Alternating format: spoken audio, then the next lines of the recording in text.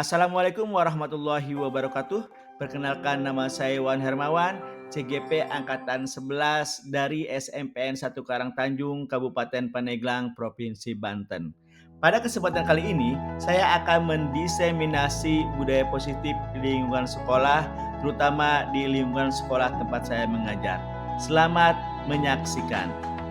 Assalamualaikum warahmatullahi wabarakatuh.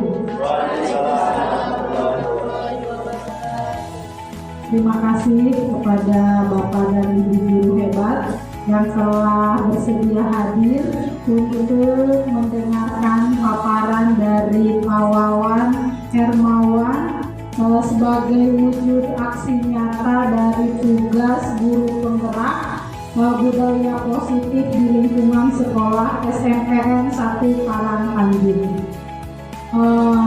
Saya Dia Heria sebagai pembawa acara di kegiatan ini akan membacakan susunan acaranya. Yang pertama adalah pembukaan, yang kedua sambutan dari Bapak Kepala Sekolah, dan yang ketiga paparan mengenai aksi nyata budaya positif di lingkungan sekolah SMP 1 Karangtanjung. Yang keempat, diskusi atau tanya jawab, dan yang terakhir penutup atau doa. Marilah kita bersama-sama untuk mengefektifkan waktu. Kita buka kegiatan ini dengan membaca basmalah. Bapak dan Ibu guru hebat, mari kita dengarkan arahan dari Bapak Kepala Sekolah kepada Bapak Dr. Andes Haji Makmun MPD. Saya persilahkan. Assalamualaikum warahmatullahi wabarakatuh. Waalaikumsalam warahmatullahi wabarakatuh.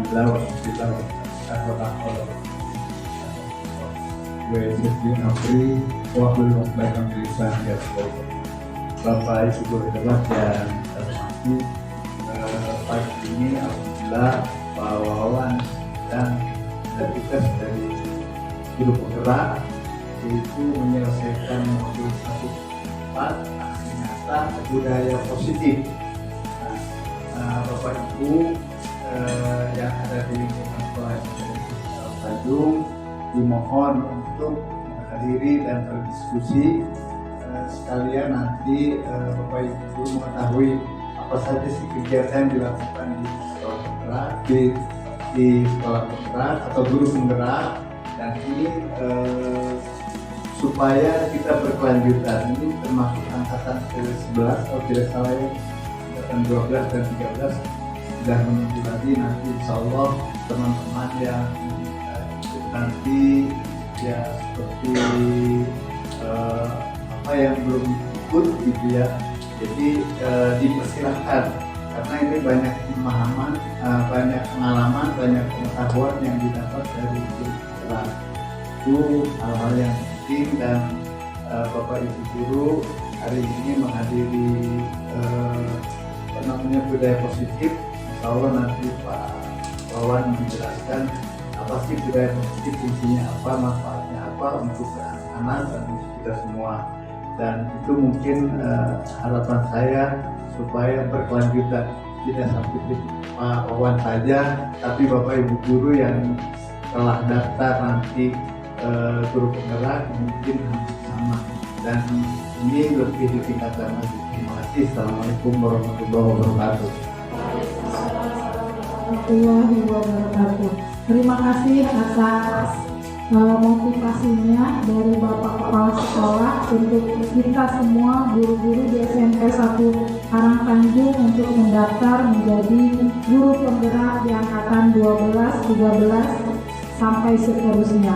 Marilah acara selanjutnya kita dengarkan paparan penjelasan tentang budaya positif di lingkungan sekolah SMPN 1 Karangtanjung yang akan disampaikan oleh Bapak Wawan Hermawan MPD. Kepada Pak Wawan saya persilahkan.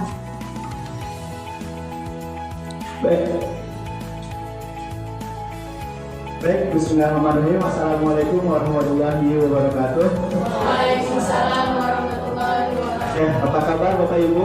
Sehat ya? Oke, sebelum saya berbagi praktik baik tentang budaya positif, kita bikin permainan dulu. Oke, clue-nya adalah abjad. Clue-nya adalah abjad. Kalau huruf pertama A, huruf kedua B, nah, Neng, huruf ketiga apa? Bu? Oke. C ya. Oke. Oke. Paham ya? Oke. Huruf pertama, huruf kedua B, huruf ketiga huruf ketiga apa? Huruf kelima apa, Bu? Cluenya abjad. Bu tahu abjad kan? Tahu. Apa berarti? D. Kenapa deh, Bu? Abjad ya. Oke, pintar abjad.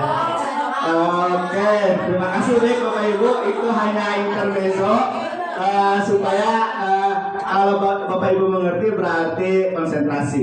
Oke, baik Bapak Ibu, ini tugas modul 1.4 itu tentang budaya positif. Di kesempatan yang baik ini saya akan berbagi praktik baik dengan Bapak Ibu terkait dengan budaya positif itu sendiri. Oke, selamat datang, terima kasih sudah meluangkan waktunya untuk berkolaborasi tentunya terkait dengan budaya positif yang ada di SMPN 1 Karangtanjung. Nah, Bapak Ibu, saya ingin bertanya dulu ya, hukuman dapat mendisiplinkan anak, setuju atau tidak? Tidak setuju ya? Tidak. Terus pemberian hukuman dengan hal positif seperti membaca atau membersihkan halaman sekolah dapat meningkatkan disiplin anak. Setuju atau tidak? Setuju ya? Setuju atau tidak? Yang tidak setuju? Memberi penghargaan dapat meningkatkan motivasi belajar anak. Setuju? Oke, baik.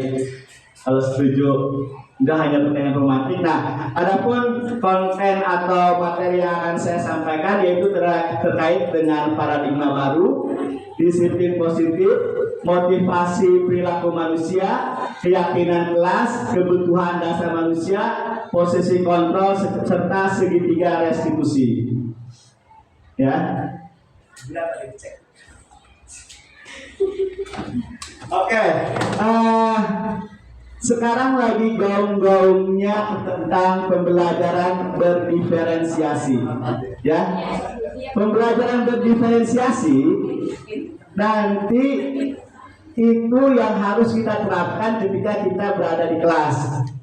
Nah, berdiferensiasi itu jangan mengartikan beda atau membedakan ya, tapi pembelajaran yang berpihak kepada murid atau peserta didik ya, atau kepada siswa. Ini nanti ujung-ujungnya apa? Paradigma baru itu yaitu terwujudnya profil pelajar Pancasila. Ada berapa profil pelajar Pancasila? Dan yang pertama,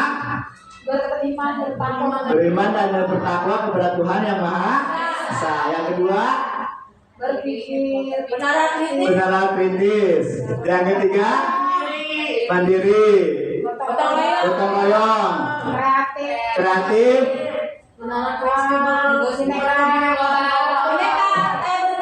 berkebinekaan global. Ini ya.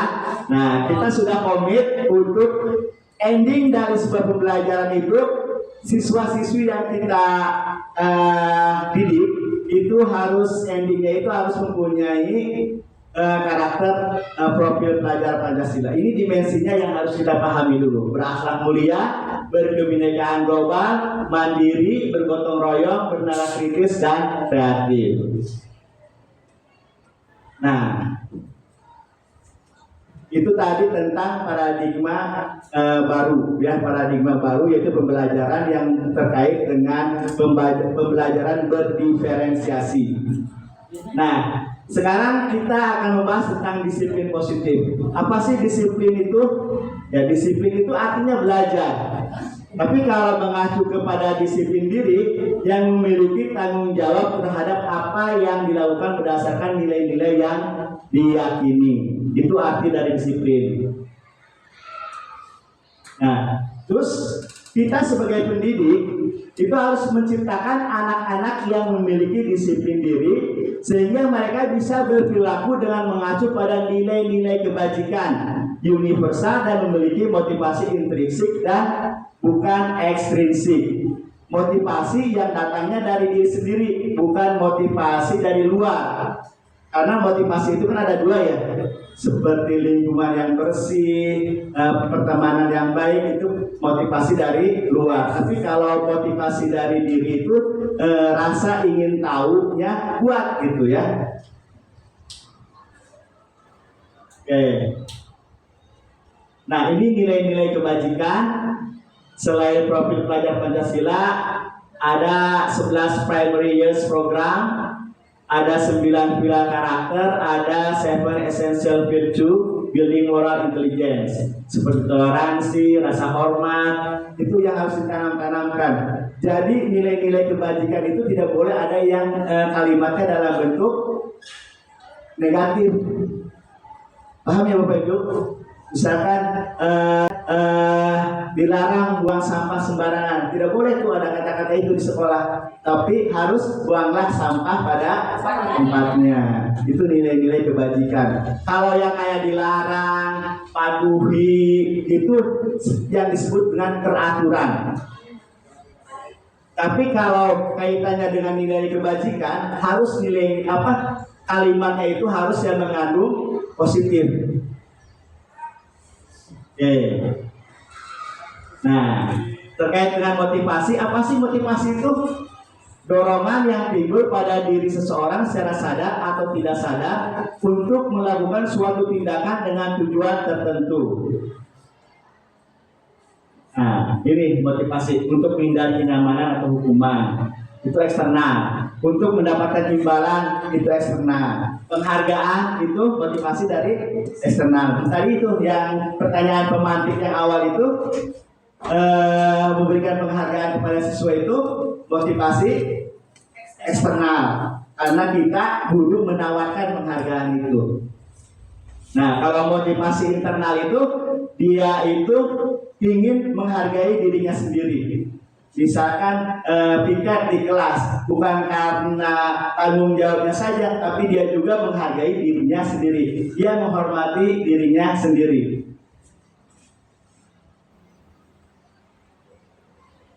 Nah, ini motivasi internal ya, sudah dibahas tadi. Ini intrinsik, motivasi yang datangnya dari dalam. Nah, kita nanti akan bicara dihukum oleh penghargaan. Bahwa penghargaan berlaku sama dengan hukuman. Di sini ya, menurut Alfikon, kalau kita memberikan penghargaan kepada siswa di awal, menurut Alfikon itu tidak baik. Kita misalkan siapa yang bisa menjawab pertanyaan Bapak, nanti Bapak kasih permen, itu tidak boleh. Kalau kita ungkapkan di awal. Tapi kalau kita memberikan penghargaan setelah dia menjawab pertanyaan kita, itu yang bagus. Jadi nggak usah diungkapkan di awal memberikan penghargaannya itu, tapi memberikan penghargaannya itu ketika di akhir. Misalkan kayak lomba, misalkan hadiahnya 500.000 atau 1 juta, betul itu bisa membangkitkan motivasi. Tapi nanti itu akan timbul yang namanya motivasi sementara, motivasi karena adanya uang, karena bukan motivasi datanya dari diri sendiri. Oke. Cepat hilang. Nah, ada hukuman, ada tadi itu hukuman dengan konsekuensi, ada juga disebut dengan restitusi. Nah, ini hal-hal yang harus dilakukan oleh seorang guru ketika kita menemukan anak yang bermasalah. anak-anak bermasalah, dalam arti dia mempunyai kasus, tapi cara penanganannya kita masih menggunakan cara segitiga restitusi. Oke, tadi balik dulu ya. Oke.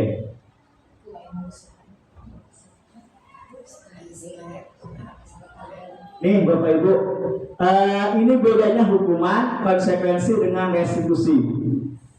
Kalau hukuman bahwa itu cenderung negatif, kalau konsekuensi cenderung netral. Restitusi positif.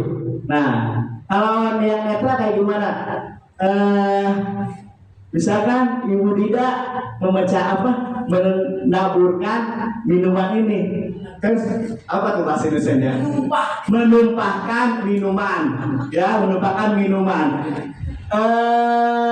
Konsekuensinya dia harus membersihkan meja, ya, membersihkan meja. Itu netral, tidak ada hukuman kan? Karena itu hukum sebab akibat. Beda kalau hukuman itu cenderungnya ke negatif. Kalau kamu tidak pakai sepatu yang warna hitam, kamu telanjang kaki selama pelajaran ibu atau bapak atau 1 hari ini, itu disebut dengan hukuman. Nah, tapi kalau restitusi kita harus menanyakan dulu alasannya. Harus menanyakan alasannya. Kenapa kamu memakai sepatu warna putih misalkan? Kenapa kamu memakai sepatu warna putih? Misalkan tadi buru-buru atau semalam saya begadang. Itu yang harus ditanyakan, digali kepada siswa. Jangan ujuk-ujuk kita memvonis siswa dengan hukuman itu sendiri. Itu disebut dengan restitusi. Nanti ada videonya. Nah, coba sekarang kita bareng-bareng. Nomor 1, coba mencatat 10 kali dalam buku kalimat. Saya tidak akan terlambat lagi karena terlambat ke sekolah. Apa itu? Hukuman, konsekuensi apa? Restitusi. Hukuman. Lari mengelilingi lapangan basket 2 kali karena terlambat hari di sekolah. Hukuman ya. Murid diminta untuk push up 15 kali karena tidak menggunakan masker ke sekolah. Hukuman. Menggantikan kertas tugas teman yang telah dicoret-coret. Konsekuensi. Nah, terus kan udah bisa membedakan kan? Membersihkan tumpahan air di meja tulis karena tersenggol pada saat belajar. Konsekuensi. Murid disuruh untuk mengenakan sepatu seharian di sekolah karena tidak mengenakan sepatu hitam. Untuk mengenakan sepatu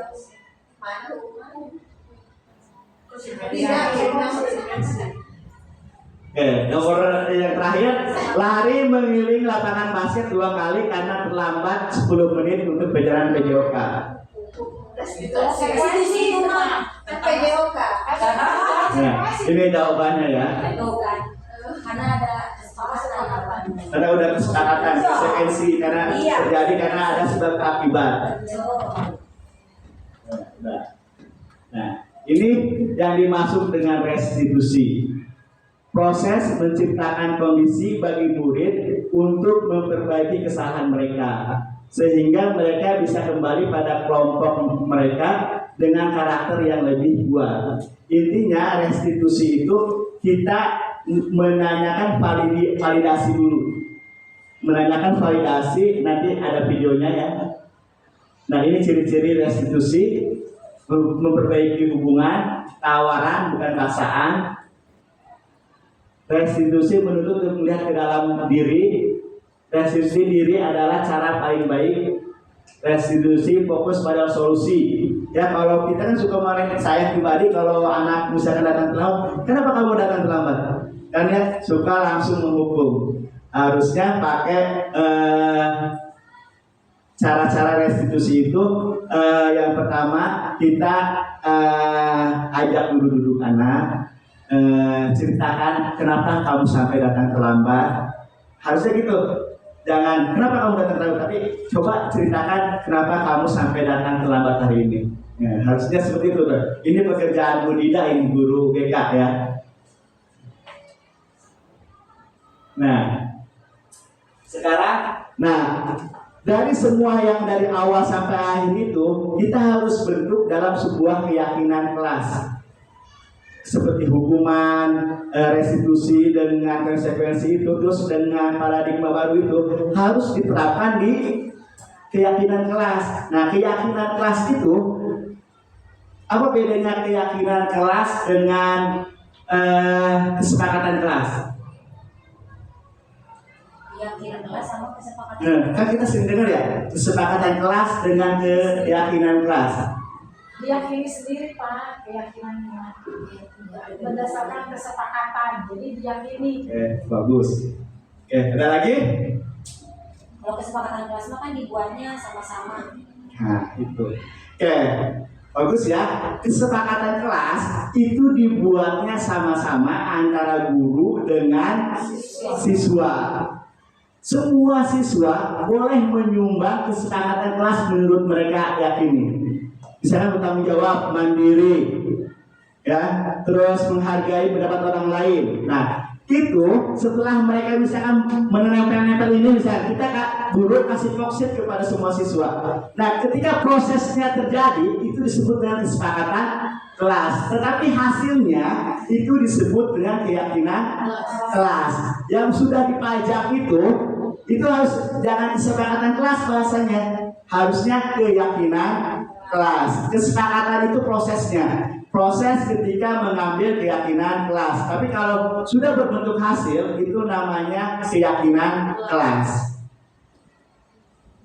Oke.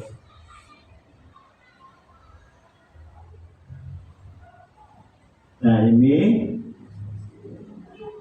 Tapi kalau peraturan sekolah dengan peraturan pemerintah, itu kita kan cenderung suka lihat ya, dibuat dalam bentuk negatif kan ya, dilarang buang sampah atau tanda parkir silang. Itu tidak apa-apa kalau peraturan, ada sifatnya saklek karena sudah sudah dijadikan undang-undang oleh pemerintah. Tapi kalau keyakinan kelas itu peraturan dan keyakinan kelas yang ada di sekolah itu harus dijadikan kalimatnya kalimat yang positif dan harus dimusyawarahkan. Dan belum menjadi baku karena masih dalam proses pembelajaran itu sendiri. Karena kalau di sekolah itu prosesnya proses pembelajaran. Tapi kalau ketika udah dibuat oleh pemerintah, misalkan dilarang melewati jembatan ini, nah mungkin udah fungsinya bukan Dipaksa. harus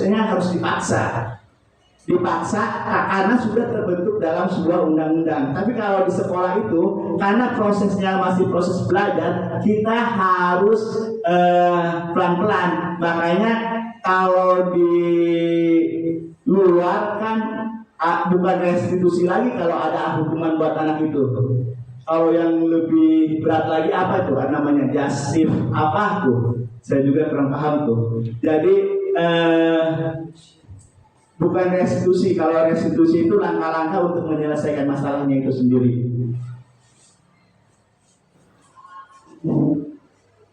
Nah, seperti peraturan ini nih, dilarang mengganggu orang lain. Ya, nanti kalau bahasa dalam keyakinan kelas itu tidak boleh ada dilarang. Hadir di sekolah 5 menit sebelum. Nah, dilarang melakukan kekerasan. Nanti hasilnya seperti ini Bapak Ibu. Selalu kembalikan buku ke tempatnya. Kalimat kebajikannya itu yang diambil, berarti bertanggung jawab. Seperti dilarang mengganggu orang lain, menghormati orang lain. Ini peraturan. Kalau dilarang melakukan kekerasan, nanti hasilnya seperti ini Bapak Ibu. Selalu kembalikan buku ke tempatnya. Kalimat kebajikannya itu yang diambil, berarti bertanggung jawab. Seperti dilarang mengganggu orang lain, menghormati orang lain. Ini peraturan. Kalau peraturan boleh karena sudah ditetapkan oleh pemerintah. Tapi kalau keyakinan kelas, karena kita masih belajar, membuat aturan di sekolah, di lingkungan kita sendiri, karena suatu saat mungkin kita akan terjun di masyarakat. Nah, kita paham artinya peraturan, kesepakatan dengan keyakinan kelas atau keyakinan warga bisa dibuat. Misalkan peraturan warga dilarang masuk komplek, boleh dilarang masuk komplek setelah jam 11 malam. Nah, karena itu sudah menjadi peraturan ketika di luar proses pembelajaran. Kalau sudah di luar proses pembelajaran seperti bangku kuliah, bangku sekolah, itu disebut dengan peraturan. Itu yang saya pahami. Nanti mungkin ada yang mau menambahkan, Bapak Ibu. Nah, gunakan masker. Keyakinan kelasnya apa? Oh, buat keselamatan, kesehatan. Nah, semua hukuman restitusi dengan satu lagi konsekuensi itu semuanya bersumber dari kebutuhan manusia. 5 kebutuhan 5 dasar manusia, semuanya terkait dengan kebutuhan 5 dasar manusia. Seperti orang kan ada yang pengen dihargai, ada orang yang pengen bebas, melanggar aturan itu ya kan kebebasan, dia pengen bebas gitu kan. Nah, itu setiap diri kita ini ada 5 dasar kebutuhannya itu sendiri.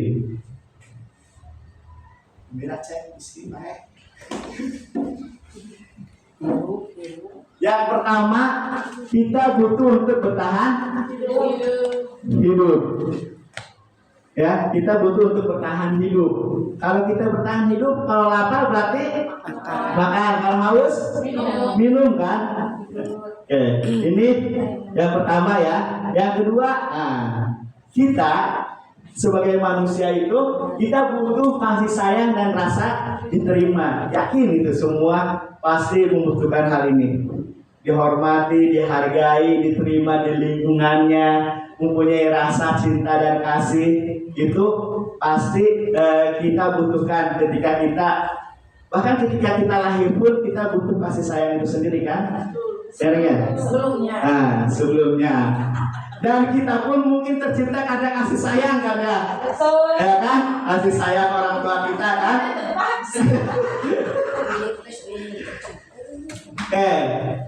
Yang ketiga adalah penguasaan. Kebutuhan dasar manusia itu adalah penguasaan.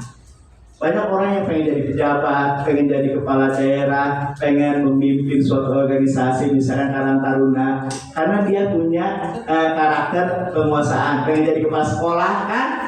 Itu salah satu kebutuhan dasar manusia. Pengen diakui, pengen menjadi leader, itu penguasaan. Ya? Nah, kebebasan. Kebutuhan dasar selanjutnya adalah kebebasan. Ya, nanti ada contoh-contohnya. Nah, kesenangan ini kebutuhan dasar manusia menurut John Al-Fadli ini ada 5 ini. Diakui atau tidak, mungkin ada 4 atau ada 2 atau ada 1.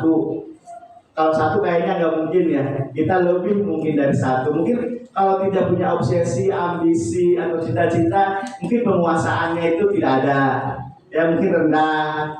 Misalkan saya jarang melanggar aturan. Selangkah pun saya keluar dari rumah saya pakai helm. Berarti rasa kebebasannya kecil kan.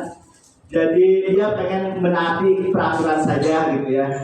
Pakai sabuk pengaman. Walaupun misalkan ke daerah kampung itu dia mematuhi aturan karena dia memiliki rasa kebebasannya sedikit.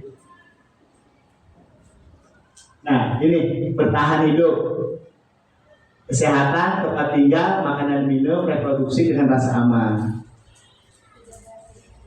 Nah, kasih sayang dan rasa diterima, hubungan sosial, mendapatkan kasih sayang, diakui suatu kelompok. Nah, ini penguasaan. Pencapaian sesuatu menjadi kompeten, kemampuan yang diakui. Misalkan saya sudah misalkan S3, saya harus jadi atau udah saya doktor nih, udah dia minimal saya jadi dekan, itu penguasaan namanya. Harus jadi rektor, itu penguasaan. Bagus punya sifat seperti itu karena dia ingin mengembangkan dirinya. Ya, tapi kita harus mengukur kemampuan kita juga.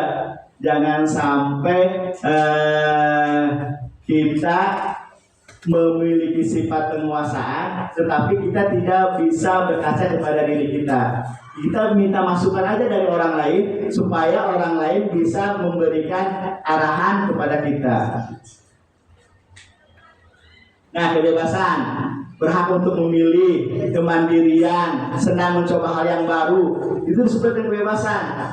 Misalkan takut akan ketinggian, ya takut akan ketinggian misalkan ya, dicoba aja, dicoba, pasti nanti akan dilawan itu. Nah berarti kamu punya sifat kebebasan yang tinggi. Tadinya yang takut naik pesawat misalkan ya, karena belum pernah dicoba, coba aja.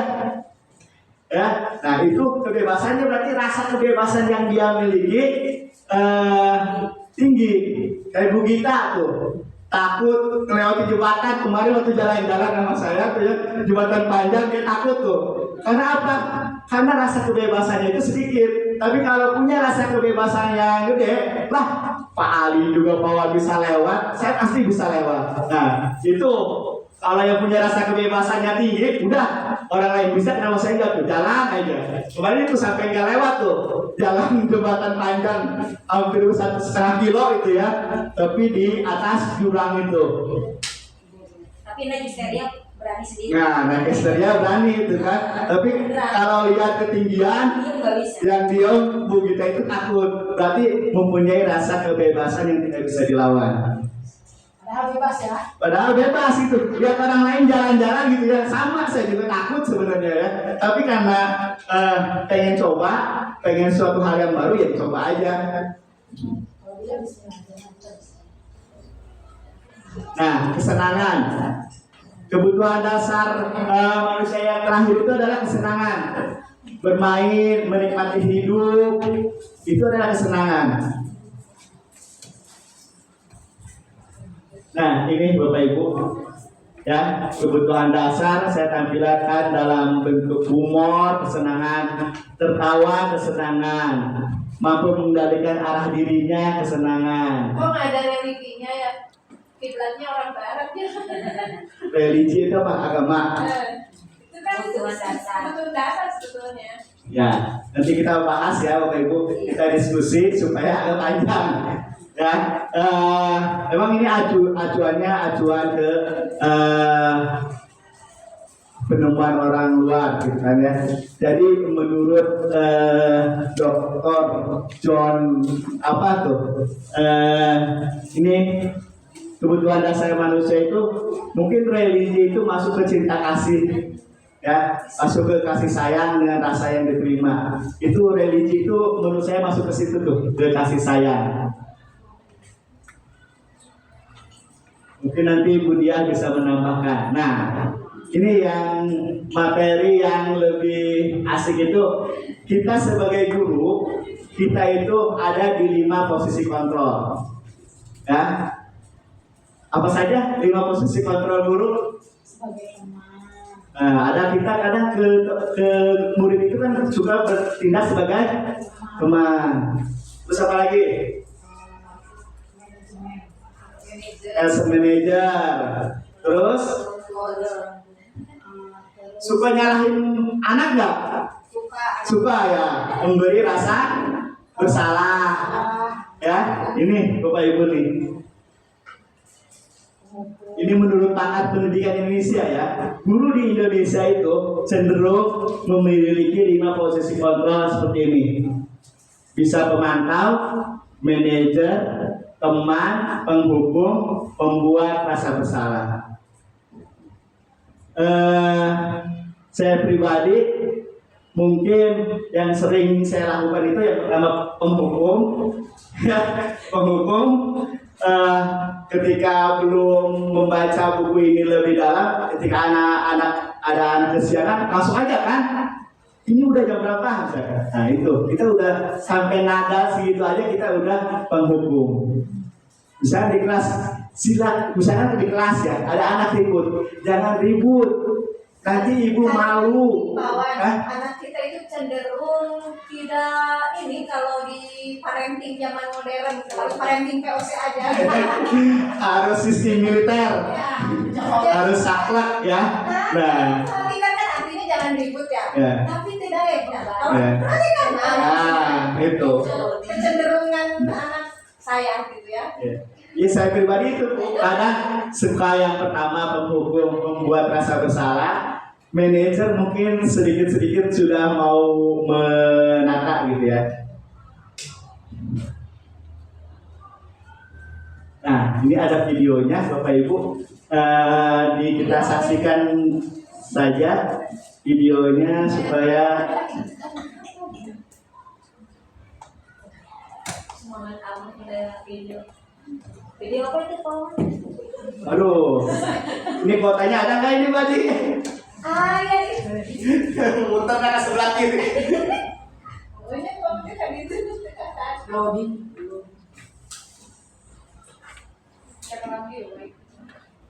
Loading juga ada sih Pak. Yang mana? Awan fotonya udah video apa? Video itu supaya kita bisa membedakan mana penghukum, Mana teman? ya. Itu strata aja tuh. Strata kenceng loh ini. Strata juga bisa. Di sini kok kenceng di sini. Nah, Bisa. Ini adalah proses perjalanan seorang Bapak pendidik. Ibu kita saksikan ini dulu supaya kita tahu apa sih bedanya dari kelima posisi kontrol. Tentang 5 posisi kontrol yang dikembangkan oleh Diane Gosson dan contoh penerapannya.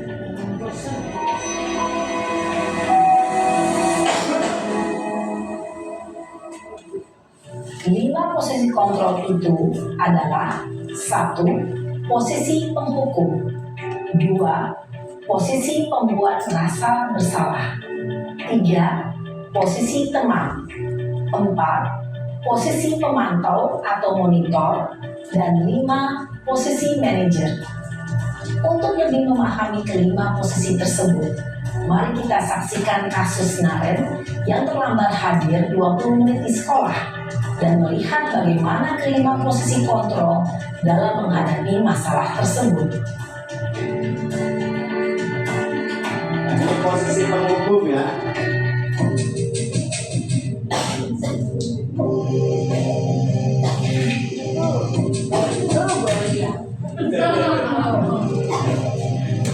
Naren, sini kamu. Selamat pagi, Bu. Selalu terlambat. Kamu deh, pasti terlambat. Maaf, Bu. Saya Apa? Apa coba? Alasan kamu apa lagi? Kapan sih kamu tidak terlambat? Malas sekali ya kamu jadi anak. saya Dasar pemalas. Gak kapok-kapok sih kamu. Sudah berapa kali terlambat? Sana, kamu keliling lapangan basket 2 kali. kenapa saya harus keliling lapangan basket, Bu? Kenapa? Kamu lawan ibu. Berani-beraninya jawab. Sudah terlambat, masih berani jawab pula. Sekarang, keliling lapangan basket 5 kali sekalian.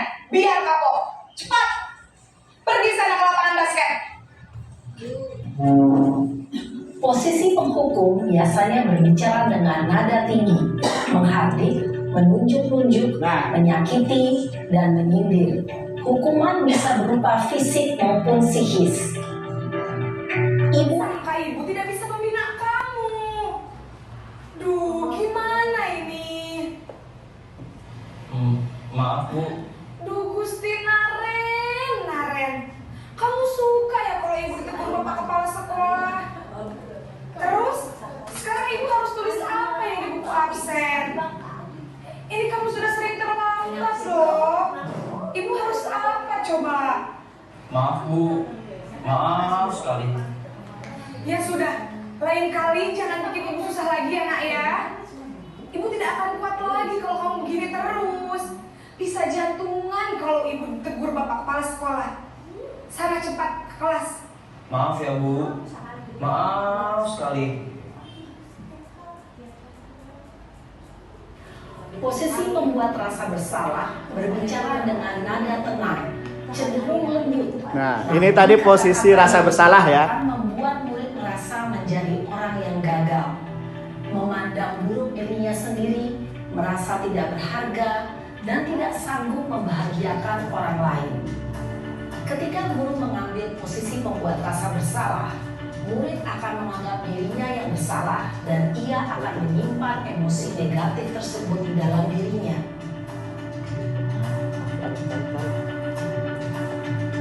Nah, ini posisi teman.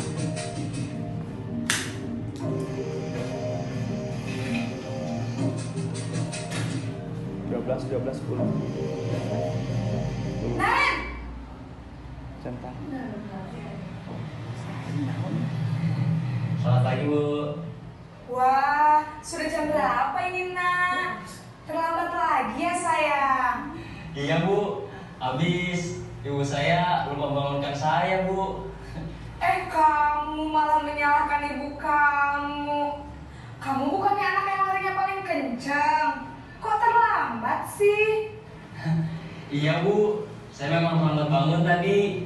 Jadi biarpun saya lari kencang, tetap gak kekejar Bu. Ya sudah sana. Nanti lain kali larinya lebih kencang lagi ya. Biar gak terlambat lagi. Bikin senang ibu. Demi ibu. Bisa kan? Bisa lah Bu. Ya sudah sana masuk kelas. Ibu beresin urusan absen kamu. Kamu ini ada-ada saja. Dalam posisi teman, guru berbicara dengan nada suara ramah, akrab, cenderung bersenda gurau untuk menjaga suasana tetap santai. Murid akan merasa senang, aman, dan akrab dengan guru. Identitas yang tercipta adalah identitas sukses atau berhasil. Namun, perlu diingat, karena ini masih dorongan ekstrim, namun hanya kepada orang-orang tertentu saja. Takut penuh memorinya. Liatin aja dulu.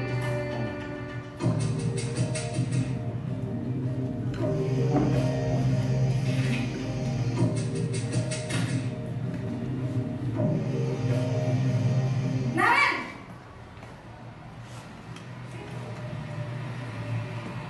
Selamat pagi Bu. Naren, apa peraturan sekolah kita tentang jam berapa kita harus masuk sekolah, nak? Kita harus di sekolah jam 7 Bu. Iya betul, sekarang sudah jam 7.20. Naren sudah tahu konsekuensinya jika terlambat hadir.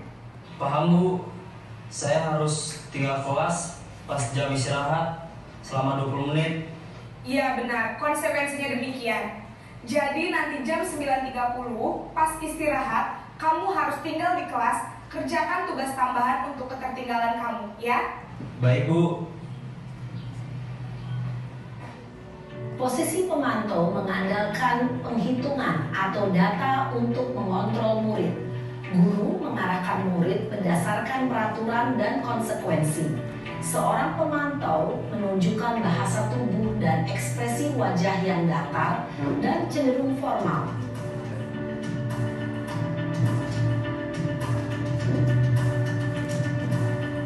Nah, ini posisi manajer.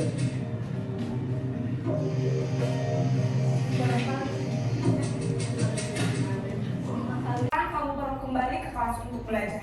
Baik Bu, terima kasih. Posisi manajer adalah posisi kontrol yang disarankan untuk membimbing murid memiliki sikap disiplin yang positif, yaitu murid yang mandiri, bertanggung jawab, dan dapat memecahkan masalah. Tujuan dari posisi ini adalah agar murid dapat berefleksi atas tindakannya. Guru akan dengan tulus memberikan pertanyaan-pertanyaan bermakna, sehingga membuat murid dapat belajar dari kesalahannya dan mencari sebuah solusi untuk menyelesaikannya. Ibu dan Bapak guru hebat, setelah mengamati adegan kelima posisi kontrol tadi, kira-kira posisi mana yang paling ideal? Posisi mana yang dapat menunjang motivasi intrinsik murid? Ya, tentu posisi manajer. Posisi ini memang posisi ideal yang ingin dituju setiap pendidik. Pada posisi inilah, guru dapat menerapkan disiplin positif yang berpihak pada murid, yang memerdekakan murid. Perjalanan seorang pendidik tentunya tidak mudah untuk sampai pada posisi seorang manajer. Namun, tujuan kita pasti, yaitu menciptakan murid-murid yang mandiri, merdeka, dan bertanggung jawab. Semoga penggambaran 5 posisi kontrol yang telah diperlihatkan ini dapat menjadi ajang refleksi bagi kita semua, agar dapat terus mengasah dan menerapkan disiplin positif. Baik Bapak Ibu, itu tadi 5 posisi kontrol. Nah, kita cenderung ke posisi kontrol yang mana? Tinggal kita merefleksikan diri kita sendiri aja. Mau yang apa? Kalau penghukum itu cenderung ada kata-kata seperti ini nih. Nada suara tinggi, bahasa tubuh, mata melotot, jari menunjuk dan menghardik, itu biasanya di posisi penghukum. Misalkan terlambat lagi, pasti terlambat lagi. Ada kalimat-kalimat seperti itu. Nah, kalau pembuat rasa bersalah, nada suara memelas, halus, sedih, bahasa tubuh kayak yang lusu-lusu gimana gitu ya. Nah, contohnya, adik, kamu ini bagaimana ya? Kamu sudah berjanji dengan ibu tidak akan terlambat lagi. Kamu kenapa ya senang sekali mengecewakan ibu? Ibu benar-benar kecewa sekali. Itu membuat rasa bersalah. Nah, nanti hasilnya kalau kita sering memberikan ketika kita menegur siswa, kalau sering membuat merasa bersalah itu, nanti hasilnya kepada murid itu ya seperti ini, ya, sikap seperti lebih bahaya, sikap menghukum, karena emosi akan tertanam di dalam diri murid itu sendiri. Nanti murid pun akan cenderung memberikan posisi yang rasa bersalah juga ketika dia baik di rumahnya maupun di luar lingkungan sekolahnya itu sendiri. Nah, ini teman lebih akrab. Nah, sebenarnya kalau yang posisi sebagai teman itu kita tidak disalahkan. Ketika kita menjadi tenaga pendidik itu lebih bagus. Mungkin ada siswa yang cenderung dekat dengan kita karena kita memposisikan kita sebagai teman. Tapi ada batasannya juga ketika kita bergaul dengan murid itu sendiri. Nah, tapi yang lebih bagus itu posisi manajer. Oke. Saya kecewa sekali dengan kamu. Apa ini? Kamu tidak pernah benar melakukannya. Ayolah lakukan demi ibu. Membuat rasa bersalah. Apakah kamu mau mendapatkan stiker bintang hari ini? Bagaimana kamu bisa menyelesaikan masalah ini? Kamu selalu yang paling terakhir. Ini kata-kata seperti ini. Nah, ini. Kalau yang pertama itu cenderung membuat orang merasa bersalah. Yang kedua itu penghukum. Ketiga itu teman. Keempat itu kamu mau mendapat stiker, itu pemantau. Bagaimana kamu bisa menyelesaikan masalah? Manajer. Kamu selalu yang paling terakhir, penghukum. Kamu ya selalu mengumpulkan tugas ibu yang paling terakhir. Itu kita dengan secara tidak sadar kita sudah menghukum siswa kita. Nah, ini yang harus dilakukan oleh kita sebagai tenaga pendidik, melakukan segitiga restitusi. Pertama, kita memvalidasi tindakan, terus menstabilkan identitas, menanyakan keyakinan yang sudah disepakati ya. Nah, contoh menstabilkan identitas, berbuat salah itu tidak apa-apa misalkan. Bapak juga kalau ada anak kesiangan seperti itu, kita harus menstabilkan emosi anaknya dulu dengan cara kita menstabilkan, mencontohkan kita. Kamu kesiangan hanya hal, kata-kata apa aja, kesiangan hal yang lumrah. Bapak juga pernah melakukan kesiangan. Nah, tapi jangan diulangi lagi ya, karena kesiangan itu hal yang tidak baik. Itu menstabilkan namanya kita. Satu kali. Nah. Besoknya Besoknya masih gitu lagi, sistem militer ya. Nah, ada kata-kata apa tuh? Tidak ada manusia yang sempurna. Ya, itu menstabilkan dialog kita dengan siswa. Ya, kalau kita kan langsung ngegas aja kan. Saya sendiri langsung ngegas deh. Ya, kalau ada yang rambutnya panjang atau datang terlambat ke lab, kalau saya misalkan kalau ada anak yang buang sampah sembarangan langsung aja tuh. Nah, kalau ini memvalidasi tindakan yang salah. Misalkan padahal kalau kesian, padahal kamu rumahnya dekat, padahal kamu bisa loh datang ke sekolah itu lebih awal dengan cara apa gitu kan. Kita harus mengelus-elus siswa mungkin dari kita ya. Tapi dari itu siswa di kita itu mungkin kadang dengan hal-hal yang sifatnya melunak ya. Kata-kata yang lunak itu mungkin tidak tercerna oleh mereka ya. Misalkan ada anak yang memecahkan botol temannya. Dengan anak tidak memecahkan balik botol temannya saja, kita harus menguji mereka gitu ya. Bapak tahu kamu marah, tapi kamu tidak memecahkan balik botol yang memecahkan botol kamu kan? Kita harus ngasih, tidak Pak, bisa kata anak itu. Tapi kita harus memberikan motivasi juga. Kamu bagus loh, kamu bisa menahan diri dengan tidak memecahkan balik botol teman kamu. Nah, kata-kata seperti itu, itu mungkin mudah untuk diucapkan, tapi sulit untuk kita praktekkan di kehidupan yang nyata. Nah, ini kaitkan dengan keyakinan kelas. Kalau ada anak yang berisik di kelas, kalau ada anak yang suka mengganggu temannya, kaitkan dengan keyakinan atau kesepakatan yang sudah dibuat. Kamu tahu keyakinan kelas apa yang kamu langgar kalau kamu datang terlambat? Nah, dikaitkan aja.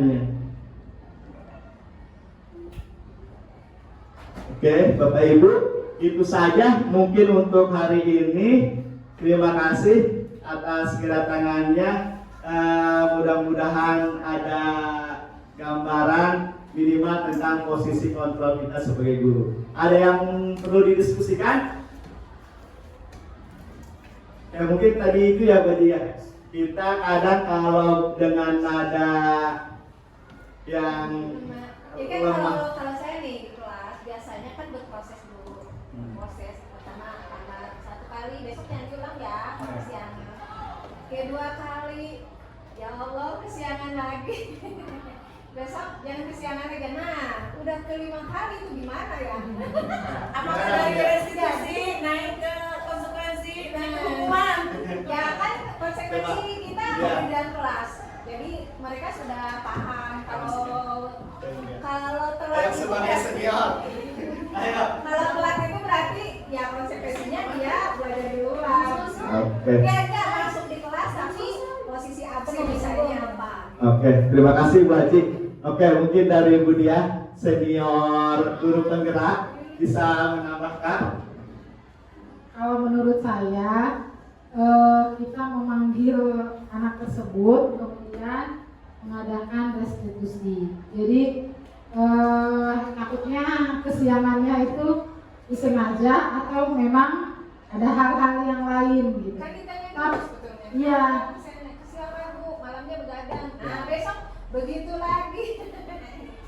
Dan untuk Bu Haji emang kasusnya itu mah udah kebiasaan. Karena anaknya itu lagi. Nanti mungkin pemanggilan orang tua dan pemanggilan orang tua pun sudah dilaksanakan, yaitu walinya. Jawabannya juga seperti itu. Jadi memang itu kita harus memiliki rasa kesabaran yang luas gitu ya. Aku tidak sesabar itu. Jadi kesabaran yang luas menghadapi anak-anak seperti itu, karena luar biasa sekali ya anak-anak kita. susah untuk direstitusi gitu. Jadi mudah-mudahan Bapak dan Ibu yang ada di sini sudah bisa bagaimana cara memberikan bukan hukuman lagi ya, tapi restitusi atau 5 dasar kebutuhan kita sebagai manusia kepada anak. Jadi kita di situ bisa sebagai apa gitu ya? 5 posisi kontrolnya. Bisa sebagai penghukum, bisa pemberi bersalah, atau menjadi seorang teman. Kalau menjadi seorang teman, kadang anak-anak itu iya, Mereka belum bisa menempatkan. betul, menempatkan diri Jadi mereka. benar-benar gitu. Gitu juga kali ya. Nah, seperti itu. Jadi ya karena anak SMP itu masih bawaan dari SD, tapi menuju ke dewasa gitu ya. Jadi kitanya gitu ya, ke remaja gitu. Jadi kitanya sebagai guru yang harus legowo, lebih legowo lagi. Oke, terima kasih Bu Dia. Ya, terima kasih Bu Haji. Ini contoh segitiga restitusi yang saya lakukan ya Bapak Ibu. Mungkin tidak bagus, mungkin ini ada bayangannya. Gede ya.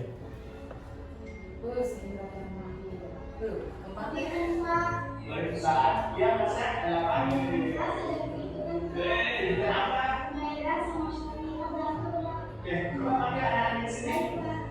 A few moments later.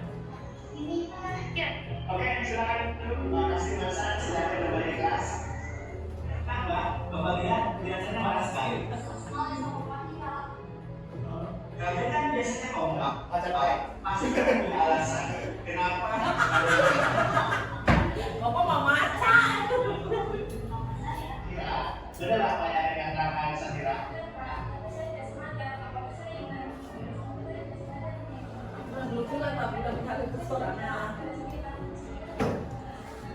Gini Mas Sandira, Pak Ira, di sini Bapak tidak menggali siapa yang salah, siapa yang benar.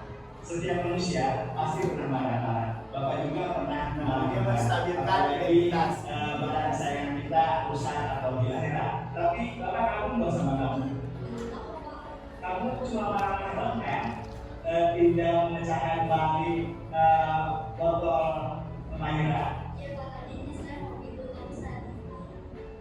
Itu bagus loh. Berarti kamu sudah bisa menahan diri. Kamu menahan rasa amarahmu yang berlebihan. Nah, sekarang Bapak tanya perasaan kamu, gimana setelah marah-marah?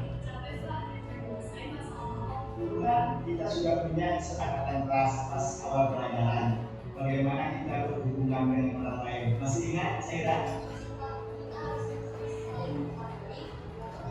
Itu tahu. Sekarang Bapak tanya sama Safira, apakah mau memperbaiki kesalahan ini? Baik, untuk supaya masalah ini cepat selesai, apa yang harus dilakukan oleh Mahira?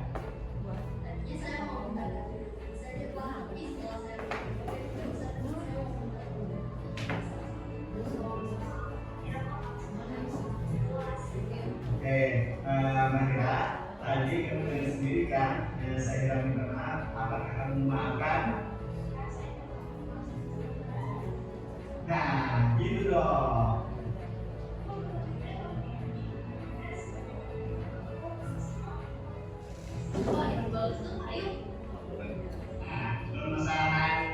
Oke, Bapak Ibu, itu saja mungkin terkait dengan budaya positif pada hari ini. Terima kasih atas waktu yang sudah diluangkan. Mohon maaf apabila ada salah-salah kata. Wassalamualaikum warahmatullahi wabarakatuh.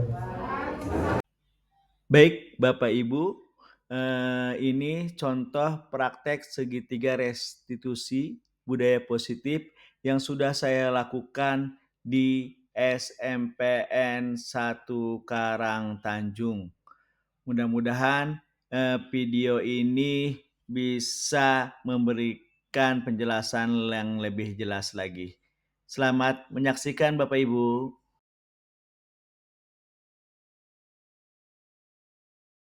Sampai Pak. Waalaikumsalam. Iya, Masa, ada apa? Di kelas ada keributan Pak. Keributan apa? Maira sama Syamira berantem Pak. Oke, coba panggil anak-anak ke sini. Baik Pak. A few moments later. Ini Pak. Oke, silakan duduk. Makasih Masa, silakan kembali ke kelas. Kenapa? Bapak lihat kelihatannya marah sekali. Kesel sekali sama Mahira. Kalian kan biasanya kompak. Pasti kamu punya alasan. Kenapa sampai marah-marah? Pak, Mahira mecahin botol kesayangan saya. Kan itu hadiah dari papa saya. Sahira, benar apa yang dikatakan Sahira? Benar Pak, tapi saya tidak sengaja. Awalnya saya ingin ambil notaris, tapi saya tidak sengaja menyenggol botol minum Sahira hingga terjatuh. Saya sudah minta maaf kepada Sahira, tapi Sahira terus marah-marah saja. Gini loh Sahira, Pak Hira, di sini Bapak tidak mencari siapa yang salah, siapa yang benar. Setiap manusia pasti pernah marah-marah. Bapak juga pernah marah-marah. Apalagi barang kesayangan kita rusak atau hilang. Sahira, tapi Bapak kagum loh sama kamu. Kagum kenapa Pak? Kamu cuma marah-marah doang kan? Tidak memecahkan balik botol Mahira. Iya Pak, tadinya saya mau gitu, tapi saya tahan-tahan. Nah, itu bagus loh. Berarti kamu sudah bisa menahan diri. Kamu menahan rasa amarahmu yang berlebihan. Nah, sekarang Bapak tanya perasaan kamu. Gimana setelah marah-marah? Capek Pak, dan gak nyelesain masalah apapun. Dulu kan kita sudah punya kesepakatan kelas pas awal pelajaran. Bagaimana kita berhubungan dengan orang lain. Masih ingat, Sahira? Masih Pak, kita harus saling menghargai dengan orang lain. Itu tahu. Sekarang Bapak tanya sama Sahira, apa mau memperbaiki kesalahan ini? Iya Pak. Baik, untuk supaya masalah ini cepat selesai, apa yang harus dilakukan oleh Mahira? Tadinya saya mau minta ganti rugi saja Pak, tapi setelah saya pikir-pikir tidak usah, nanti saya mau minta belikan apa lagi saja. Gak mau minta maaf ke Mahira Pak, karena sudah marah-marah udah jelas. Oke, Mahira, tadi kamu dengar sendiri kan, Sahira minta maaf. Apakah kamu memaafkan? Ya Pak, saya juga minta maaf sama Sahira. Nah, gitu dong.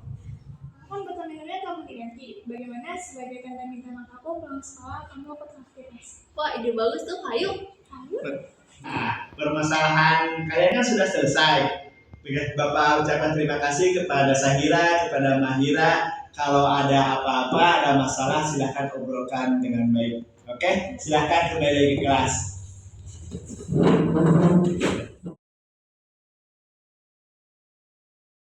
Menurut saya penyelesaian yang dilakukan Wawan tadi baik karena tidak mencari siapa yang salah dan siapa yang benar, membuat siswa merasa nyaman dan tidak merasa disalahkan. Karena ini pertemuan pertama kita, Pak Wawan ingin membuat kesepakatan kelas ketika kamu berada di lab. Paham? Bawa HP-nya? Siapkan HP-nya?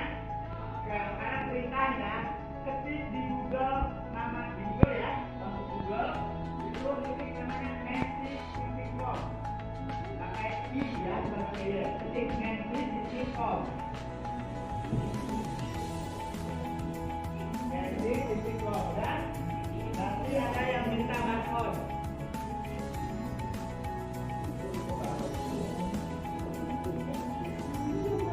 Dah? Oke. Klik nantinya. Nah, oke. Udah masuk, mana? Klik atau nantinya klik, nantinya klik. Ya, itu klik. Oke, udah ya. Nah itu ya. Nah, kayak gimana? Oke. Menti. Jangan pakai y, nanti siapa? Menti. Nah, tampilannya kayak tadi siapa tuh? Oke. Sekarang masukkan kodenya. 33. Sudah? Kan minta kode itu ya. 33 89 319. Udah? Join atau gabung? Oke. Sekarang coba nanti dilihat dari HP kamu, nanti langsung masuk di sini.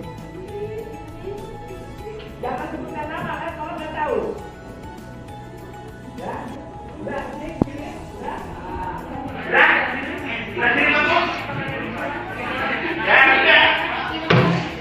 Oke. Ya.